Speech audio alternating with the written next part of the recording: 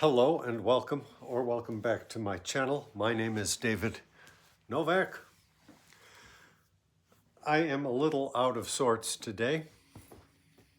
I woke up feeling less than my usual. We went out to a movie, Kohuko.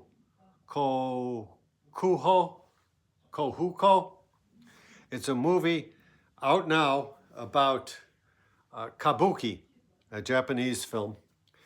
As far as if you want to learn about kabuki theater, it's a really excellent movie to see. As far as a movie itself, maybe if you've never seen anything like it, you won't be put off by some of the more cliched aspects of the movie. I really enjoyed it. It was about an hour too long because it's almost a 3-hour movie. Because I've never seen kabuki, and so I enjoyed it very much.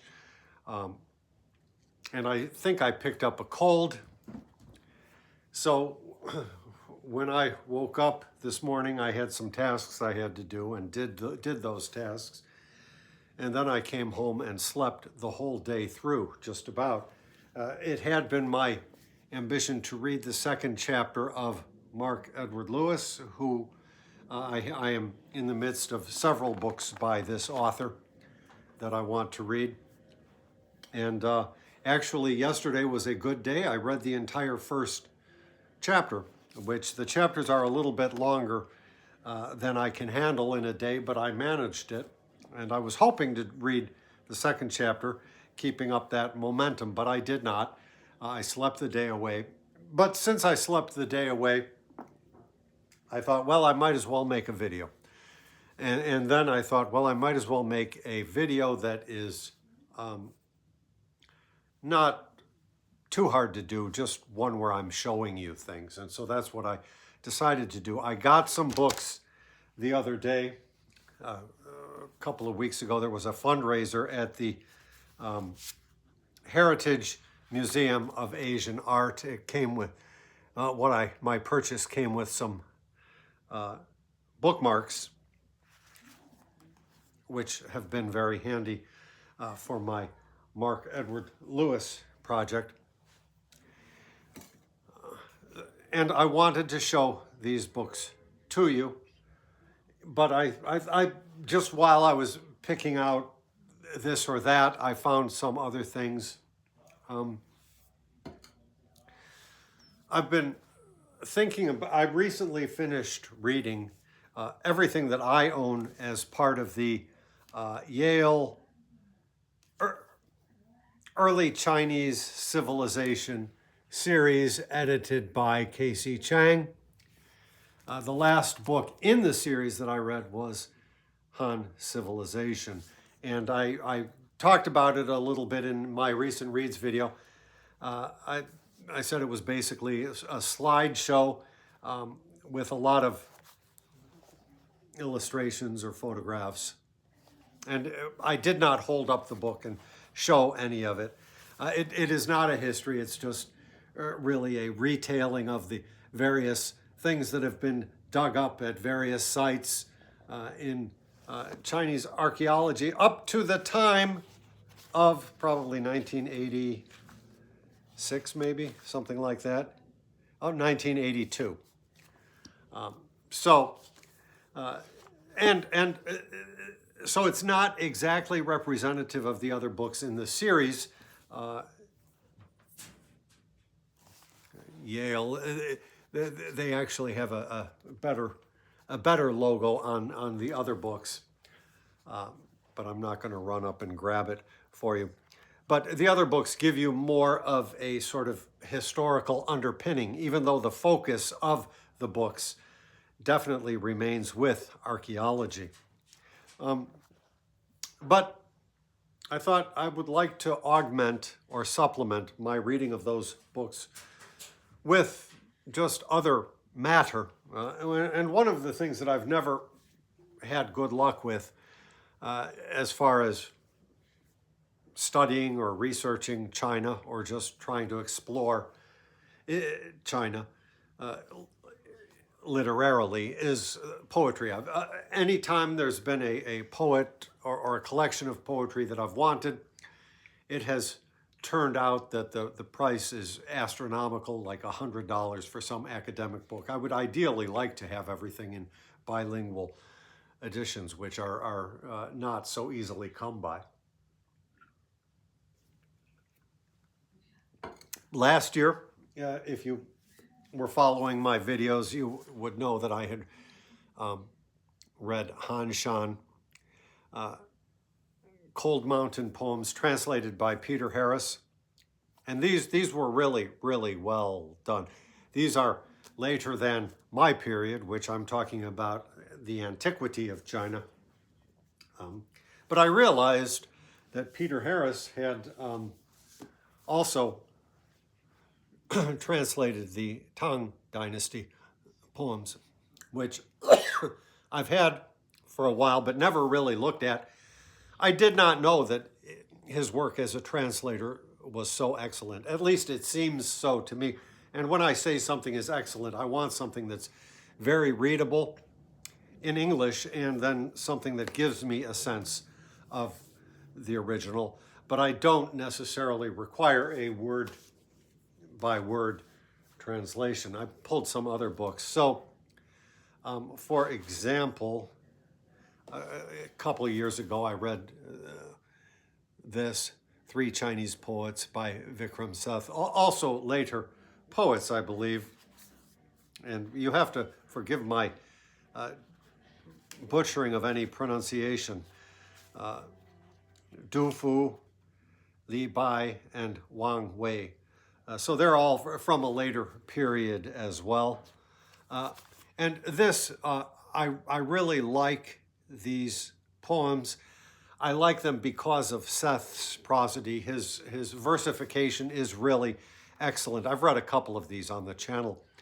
And so they're very enjoyable, but from a scholarly standpoint, I would not count on them. Come to think of it, I recently got a book, the Anchor Book of Chinese Poetry, and I'm not sure how much the translations can be depended upon for scholarly purposes. But I think they're, again, very good and very readable from what I have seen. I first learned of this book recently from the channel of Joshua Crebo, and he's put a couple of videos reading poems from this edition. So I was lucky to be able to find it for, I think, $5 with free shipping. And so I'm looking forward to delving in here occasionally. I don't tend to read this kind of thing cover to cover. Actually, Han Shan, Cold Mountain Poems, that was an anomaly for me in that regard. And I think when I read Seth, I did the same. I read it cover to cover. So there will be some poems here pertaining to my early period. And I realized I have another set of books that I've never dipped into, which is the Anthology of Chinese Literature. I think it's a Grove Press. Oh, it says Evergreen, but I think, oh yeah, Grove Press.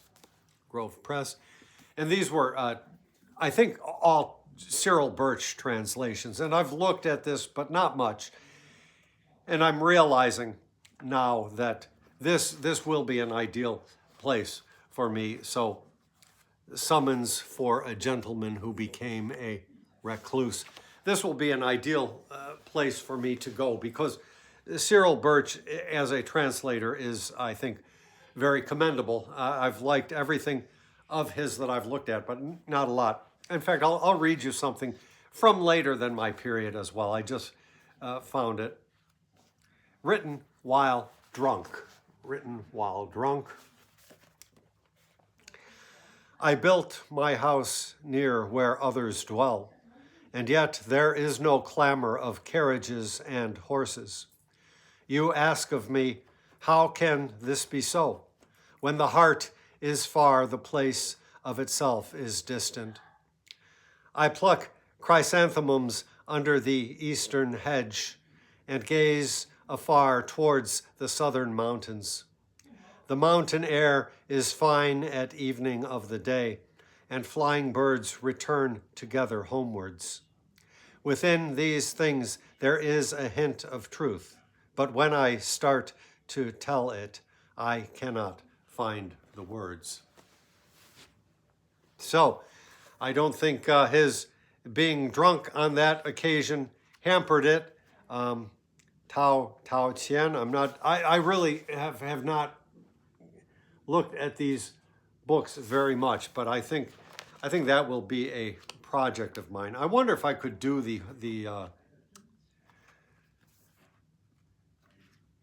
it's about 500 pages. Maybe I can just read the whole thing. So it goes through the Yuan dynasty.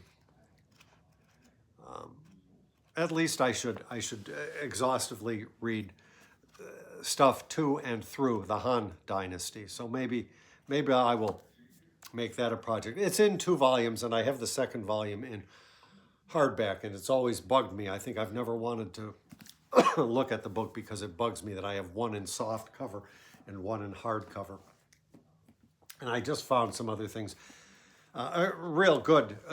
It used to be everybody's go-to source for Chinese poetry was James Liu, and I have everything of his. I think that's available in English, and this was in there, which I didn't even know that I had. Selective poems by Li Po. I just pulled it, as I say, because I was in the stacks. My situation is such that we are space challenged or spatially challenged, and so things are piled on things, things are behind things, and if I want to get anything out, it entails a sorting process, and one comes across all kinds of things. It may be something that I've been searching for 5 years, all of a sudden, there it is.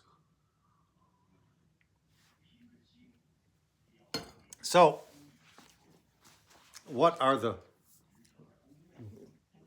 new books that I wanted to show you? Well, I showed you the Anchor Anthology of Poetry. Anchor Poetry. The Heritage Museum in Chicago devotes itself to Asian art. It's really a wonderful museum. But given all of the events in our country right now where the anti-cultural elements are in ascendancy, the project of the Republican administration right now, led by Donald Trump, is to destroy as much of culture as they can. And America has never been all that strong culturally to begin with. So it is hard to say how much longer this wonderful museum is going to persist.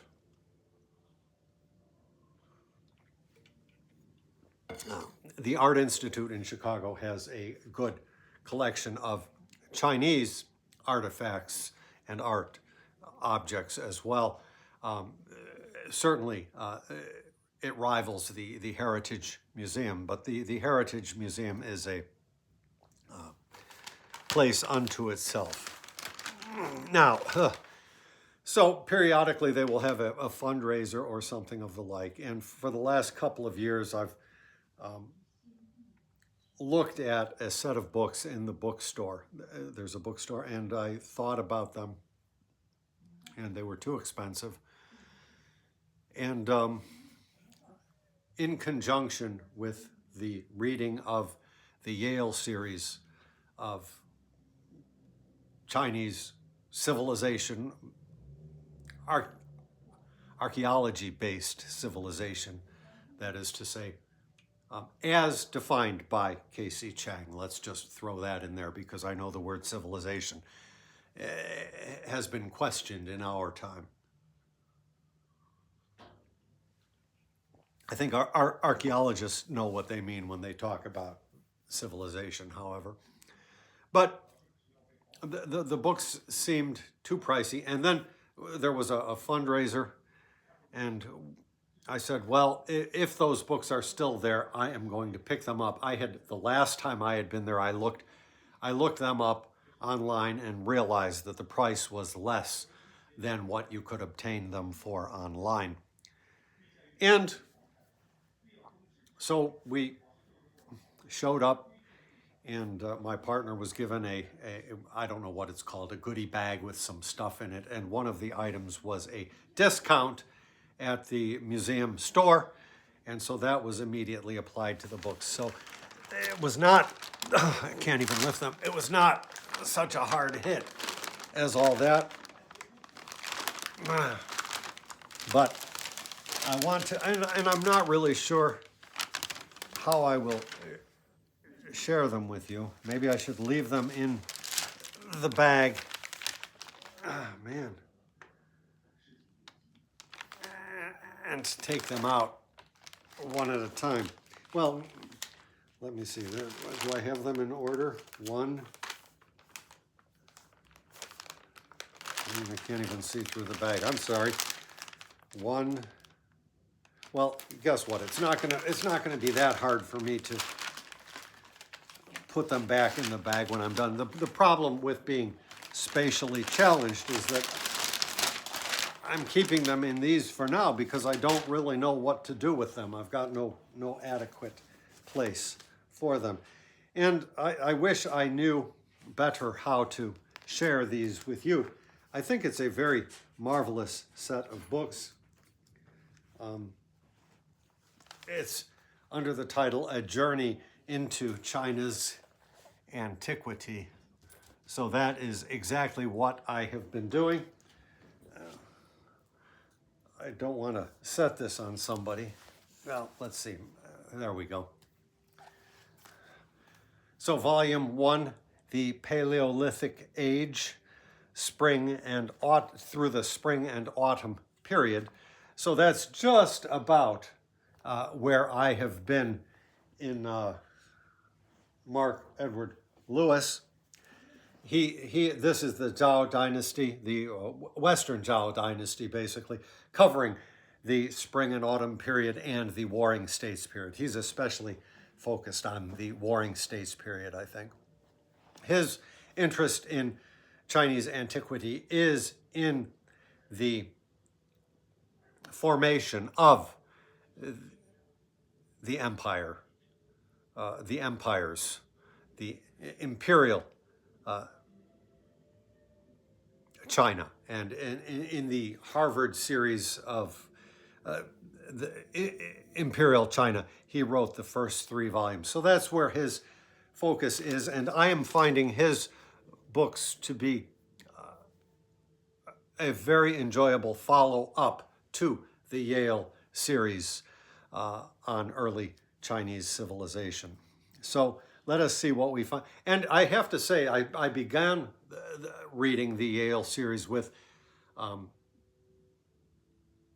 K.C. Chang's introductory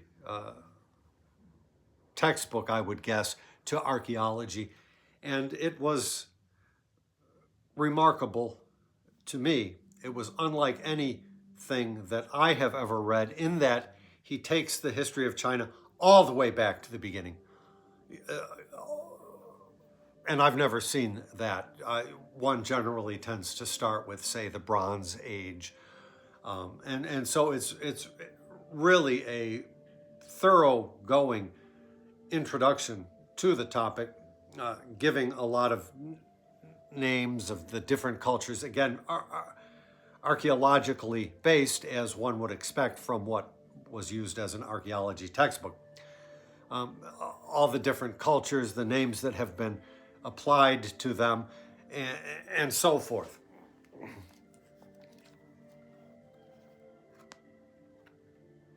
So, volume 1. Well, let's see. Well, did I show you the cover?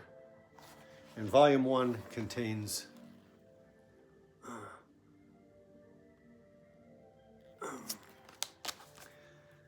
Paleolithic Age, Lower Neolithic Age, Upper Neolithic Age, Xia Dynasty, Shang Dynasty, Western Zhao Dynasty, spring and autumn period. Did I say Western before? I meant Eastern, if that's what I said before. I get very confused. Generally, these things tended to start west and move east. So it starts with a topographical map of China, and then it's divided into the various sections. And I really want to give these books some study after having read that Yale series. Well, here's the topographical map of China. And then I think it's mainly just plates of different art objects. So you start with the Paleolithic age. Oh, this is very nice. So evolution and geographical distribution of man in remote antiquity, with a little bit about each item. And my sense is that all of the objects have been very carefully selected. So I want to give you a sense of this. Okay, now here we have a map which looks very good. So these books are also going to demand a thorough page by page going through. So maybe I will add that to this year's objectives. Excuse me. Lower Neolithic. Oh, that's nice. A little illustration.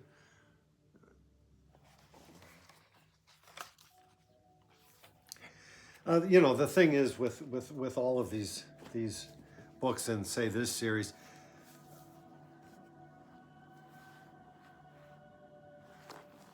you don't get the best reproductions of objects.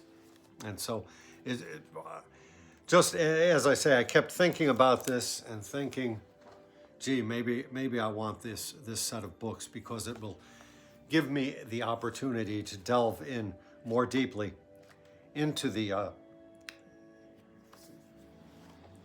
time period that I've been reading so much about. Really a beautiful set of books. And there are maps throughout, which I didn't realize, so that's great.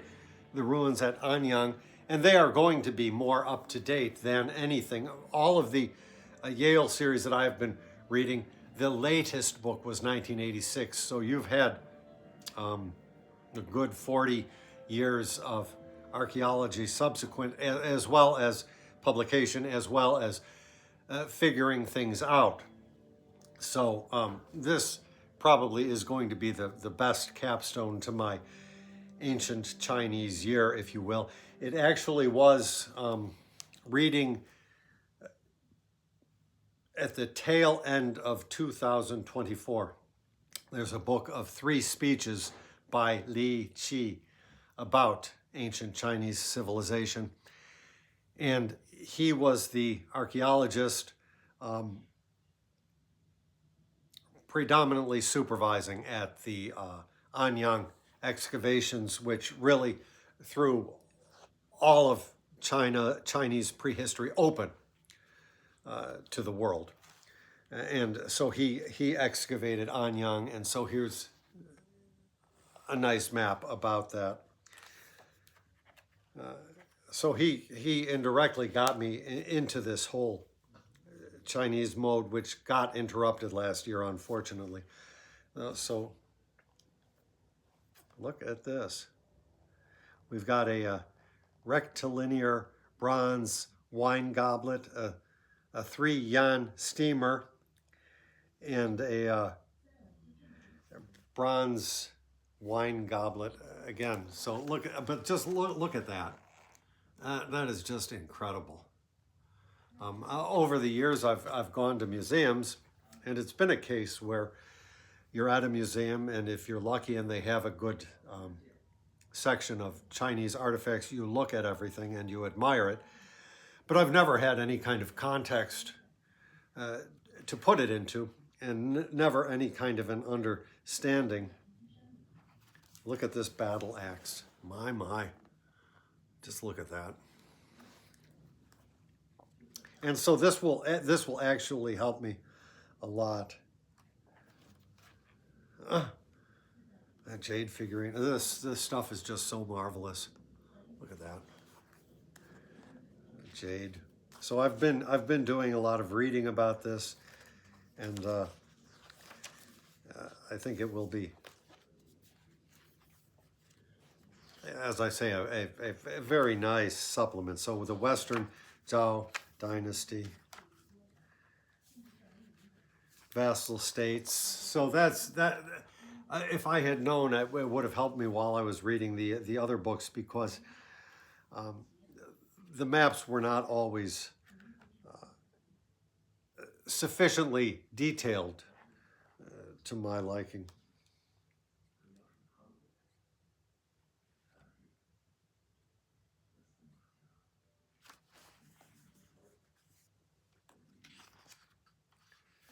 Well, look at that.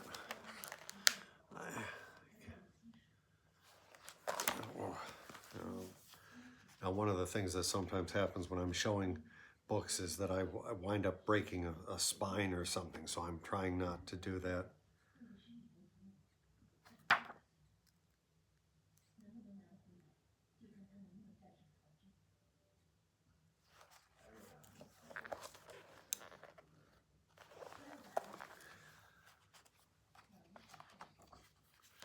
Okay, now we're getting into the spring and autumn period.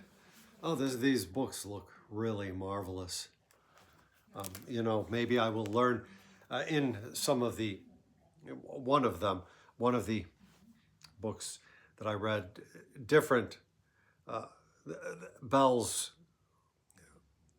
There was a subdivision of the types of bell, and the author knew what those subdivisions were, but it was never explained to the reader. So maybe I will learn through this.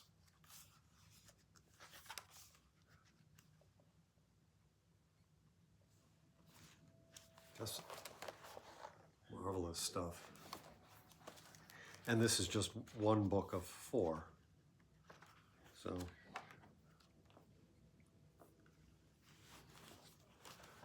wow, look at that. Look at that illustration. So that's the first book. Let's see what the second book is. This is really the first time I'm looking at them since picking them up a couple weeks ago. Volume 2 is the Warring States period to the northern and southern dynasties.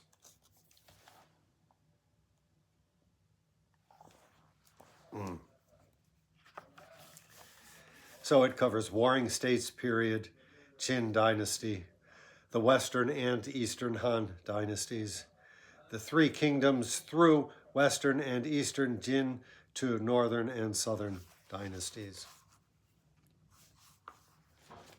So that's your contents.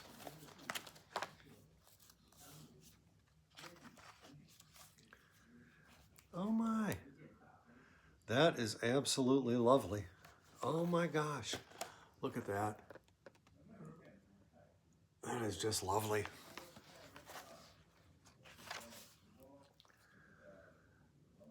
Coexistence of 7 powers, and there again another map. I am so glad I picked these up. Oh, I see the knife money coming up, and now I probably won't see it again.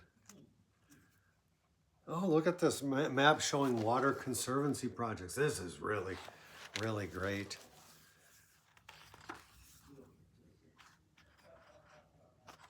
A mirror. I've posted some photos of mirrors on the I forget what, the community tab. Oh yeah, and this. My one book has a mirror with that kind of mountainous design, I think.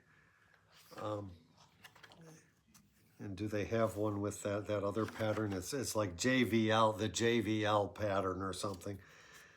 I don't think that's what it is, but let's see if I can find that knife. Oh, there it is. Yeah, look at, you've got the spade coins and then the knife coins. Just look at that.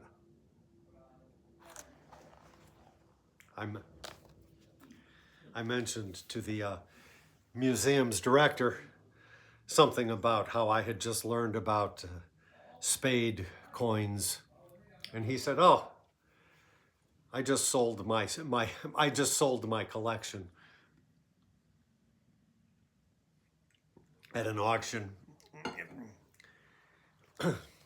If I had talked to him beforehand, I might have said, "Well, could you slip one of them out to me? I don't think it'll decrease the value of the goods at the auction," but it did not happen. And I don't really need to own any of this stuff.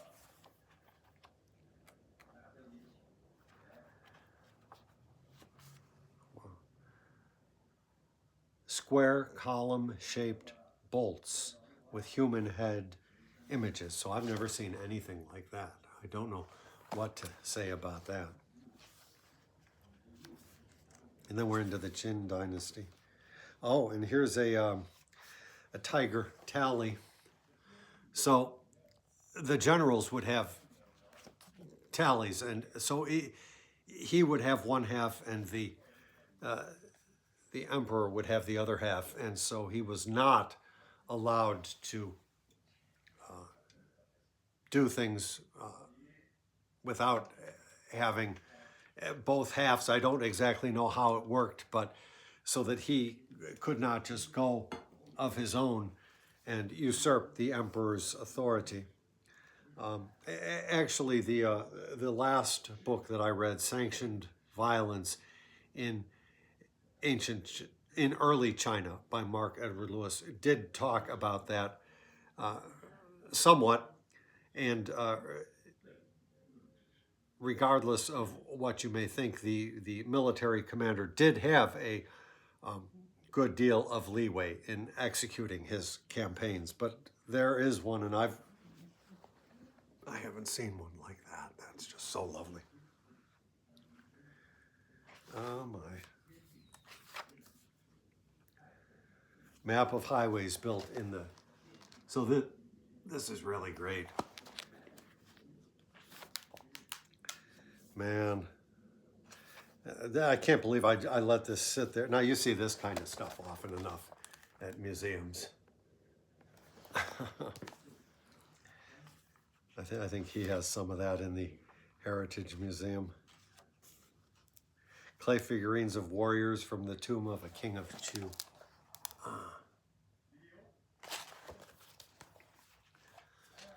I don't want to go on forever, but I want to share this with you. So there's the object, and then I'm guessing that's a close-up of the same piece, but I'll have to look at it. And maybe it's a different piece, I don't know.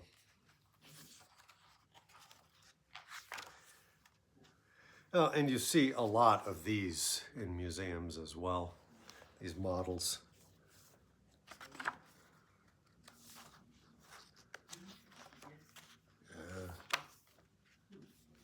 I mean, look at that.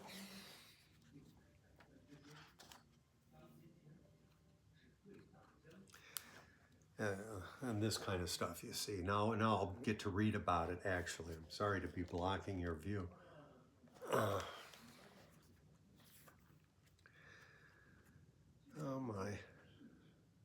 This is just really so wonderful. So yes, it has to be a follow-up to when I finish Mark Edward Lewis, perhaps, unless I decide to read the rest of Imperial China.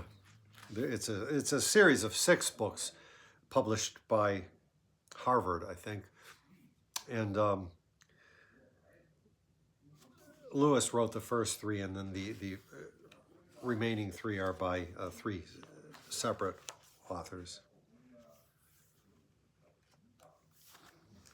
Some remnants of paper, which of course does not tend to survive.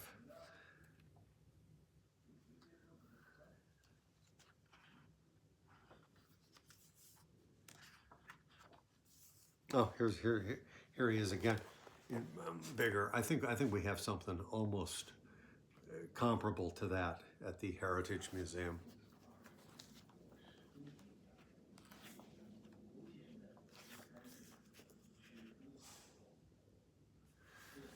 And bronze trigger mechanism of a crossbow. I think Lewis was talking about that to some degree, and can't remember what he was saying about it, unfortunately. And then it looks like we're getting into the period where the money is starting to look like money.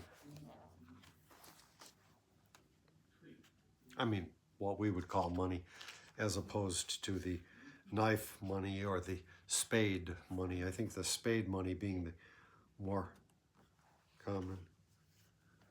This looks like a nun, you know? So let me move into the third book.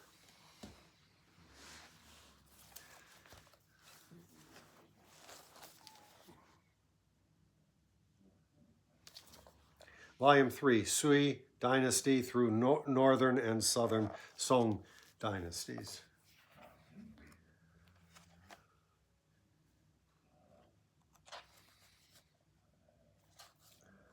And what does it contain? Sui Dynasty, Tang Dynasty, 5 dynasties and 10 kingdoms period, and Northern and Southern Song dynasties. So, see that? And I think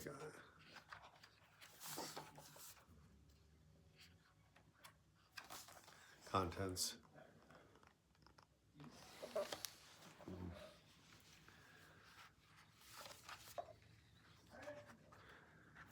Oh yeah, look at that. Back there, just where we left off, money.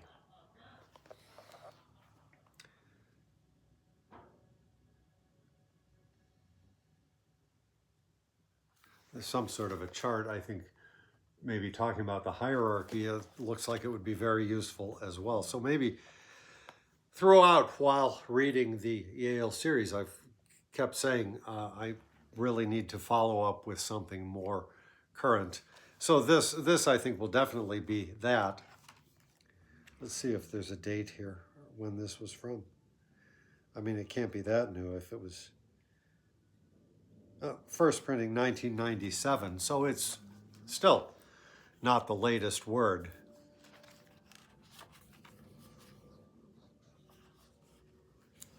Map of a canal. It's the one lovely aspect of studying Chinese history and China of antiquity is that so much has been well documented.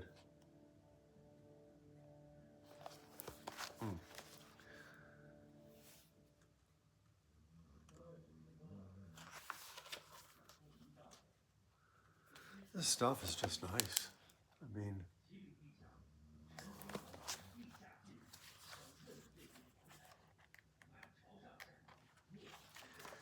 getting into the Tang Dynasty. So there's a very typical lady.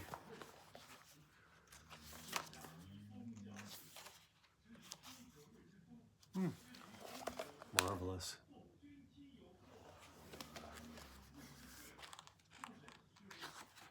The zenith of the Tang Dynasty, sure.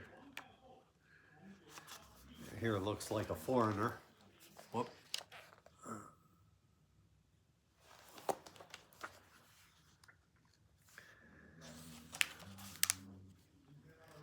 I don't think anybody's looked at this particular set of books. It's still got that new book crack. Look at this.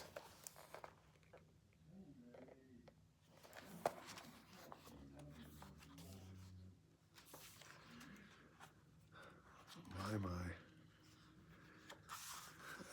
Horses, they do such wonderful horses.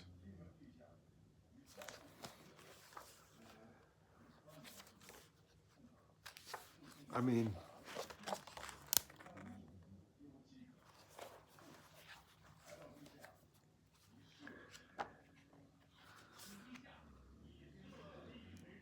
oh my. camel driver. The figure of a camel. Look at that. Just wonderful.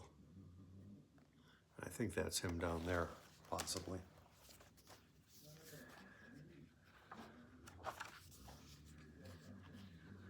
Now we're getting into some textiles, it looks like.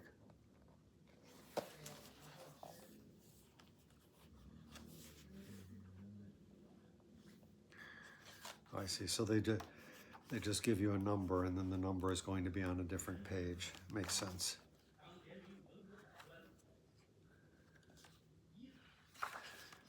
So in the Harvard series, I have read through the Tang Dynasty, I believe, but I believe I probably should give it a second read through at this point.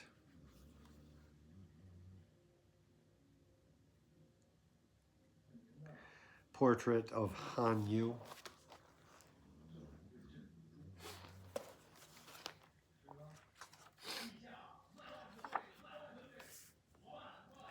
Oh, and the Heritage Museum has a couple of these as well. Really nice examples.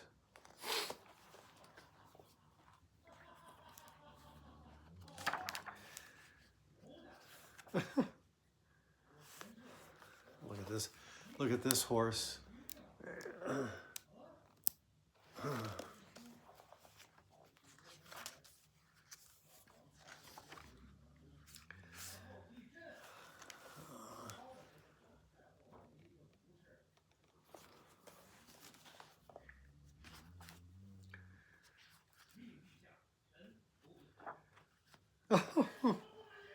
What does it say here? Pottery figurines of the 12 zodiac animals. Oh, I see. Look at that. So there's some detail. And there's the 12. There's so much variation on this. More money. Again, the photographs are just really magnificent in this book, and I think the selection is very, very thoughtful as well. I mean, look at that. Northern and southern.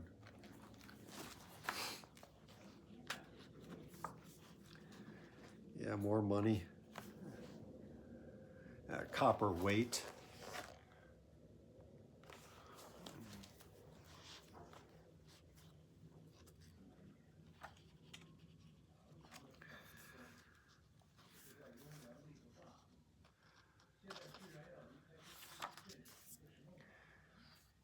Yeah, sketch map of boundary between southern Song and Jin. I mean, it's just a map, but it's really great.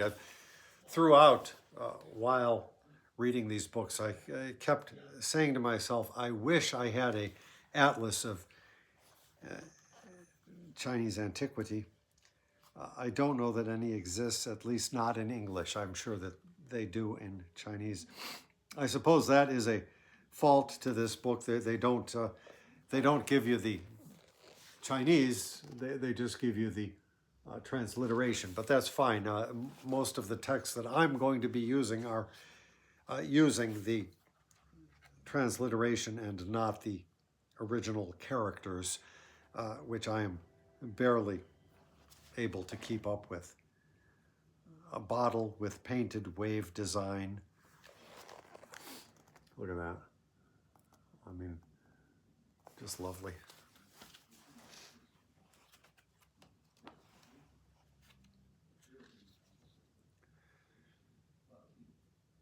A restored model of a suspension type compass. So that's very interesting. Look at that.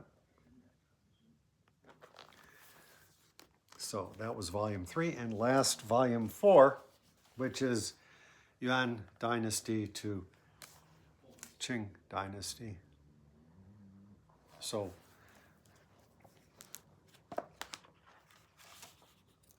I don't think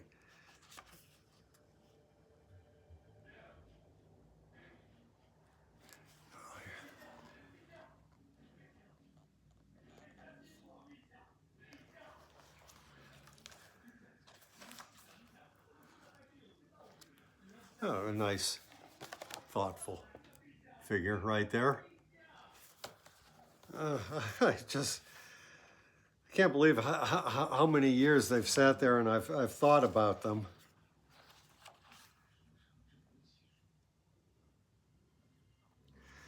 Agriculture and handicrafts. Look at that. Look at those.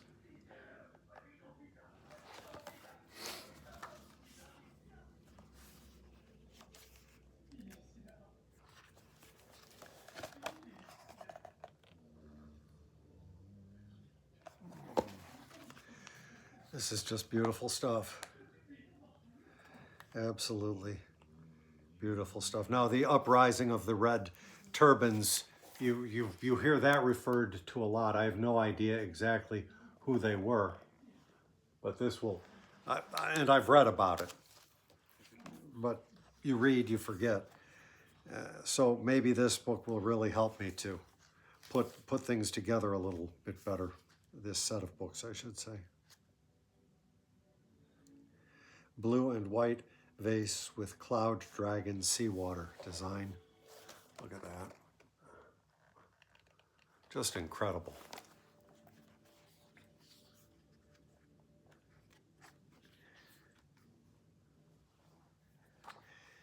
And I've been lucky to have been able to see a lot of stuff. So here's a bell. I'm not sure, again, what. I don't know if it's because of the type of bottom that they have as to what distinguishes one type of bell to another. And I don't know if this is really going to go into that kind of detail either. And you see this kind of thing often enough.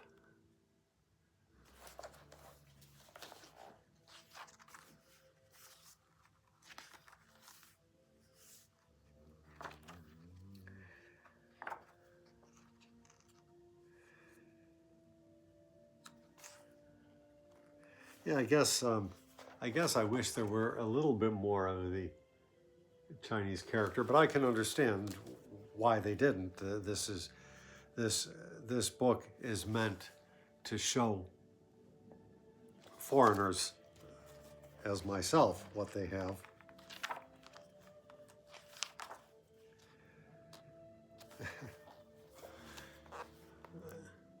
I think it was in the big museum in Seoul. They have a big painting reproduced, and it's animated. It's very, very nice.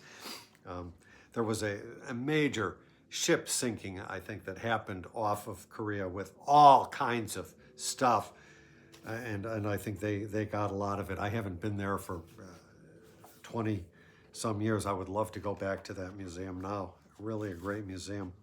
And now that Seoul has the magnificent transportation system that it does, I think it would be much easier to get around.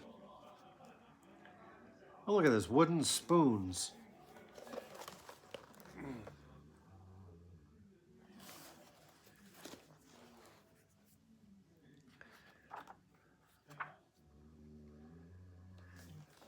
This is lovely stuff, but I think it's harder to reproduce.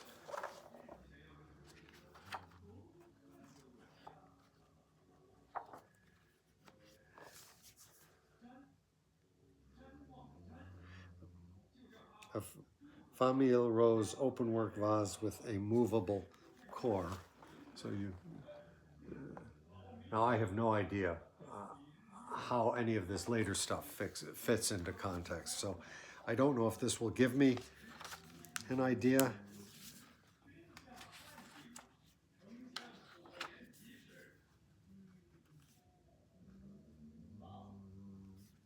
Painting of a busy street.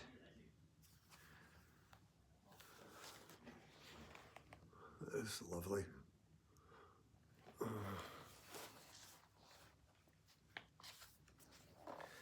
Oh my God, look at these.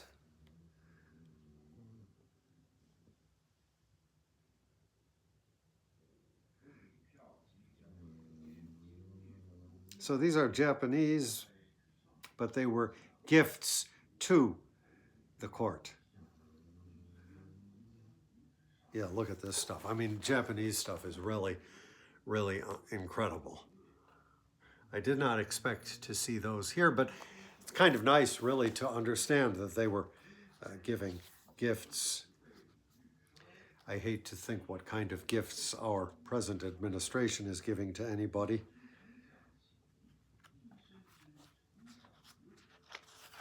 Demanding gifts, and then what it wants is going to be garbage.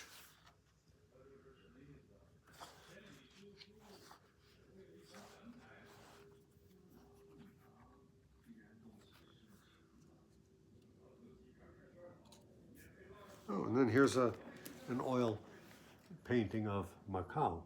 So that looks like a good place to end. So let me show you the back covers as well. This is for volume 4, Yuan Dynasty and Qing Dynasty. I don't know, is it the same or a continuation? It might well be a continuation of what's on the front, but I'm not going to try to spread it out for you. And then volume 3 was the Sui Dynasty through Northern and Southern Song dynasties. So that's the front. In this case, the back is, oh, is it a reverse image? Oh. No, it's, so it's, but it's a continuation of some sort. So that's very nice. And then volume 2, Warring States through Northern and Southern dynasties. So that was the front cover, and then the back cover. Very nice. And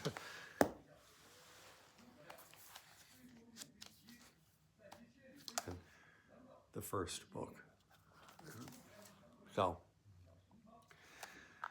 So that is my sharing with you of the recent acquisitions.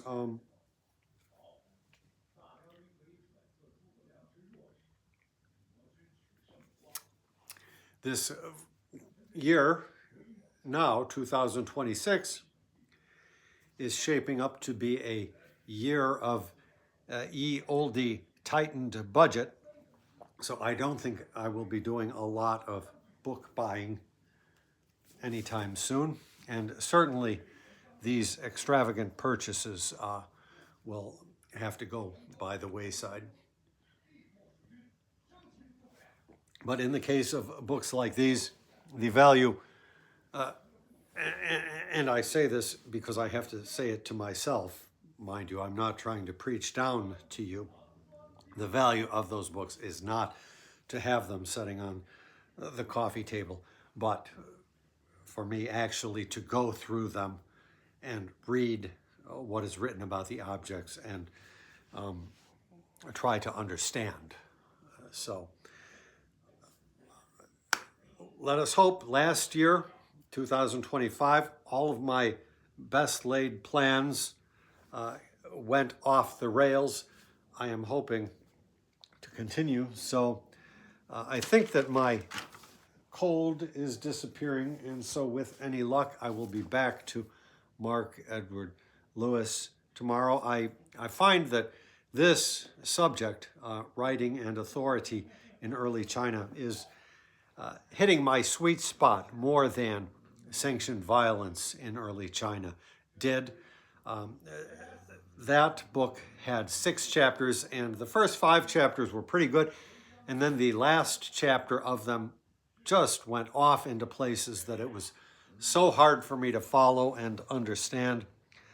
This looks like it, because it's dealing so much more with literary topics, it looks like it's keeping things on the straight and narrow of where my interests tend to draw me.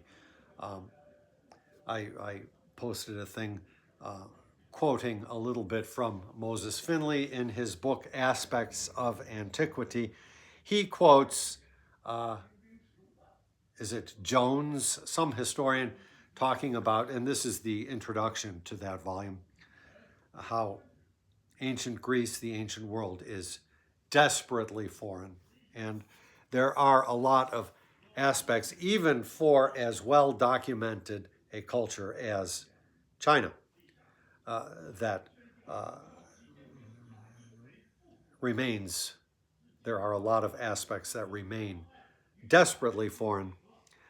That's one of the reasons I think China is a good inroad into antiquity, because so much was documented, so much was saved in tombs and so forth, and then the excavating that has been done has produced so much knowledge as well.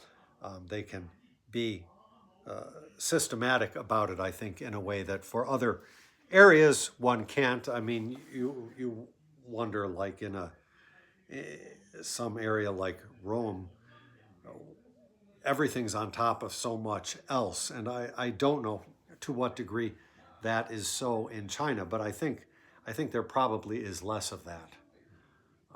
Anyhow, I have gone on long enough.